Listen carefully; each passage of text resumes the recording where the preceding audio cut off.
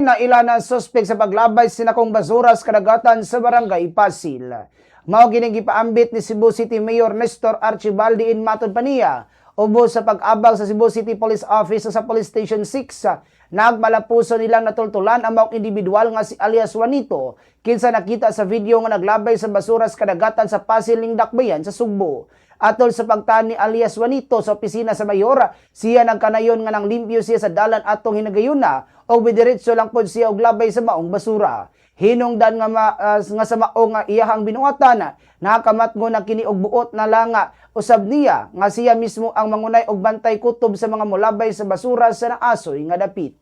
Unsa may mo ikasulti ana nito? Sila lang ni Okay. Naglimpyo ka sa ano na imo nga labay nito. Okay. sa naginalan ako sa Okay. So unsa may imong himuon dito? Ikaw mo ay yung bantay rin sa naglapay. o ikaw mo bantay dito sa maglabay. O sige, so ikaw mo bantay dito. Okay. So, anak, uya to mo ato na. Naroon na ka ng mga tao din na dapit sa Pasil. Doon na sila maglabay.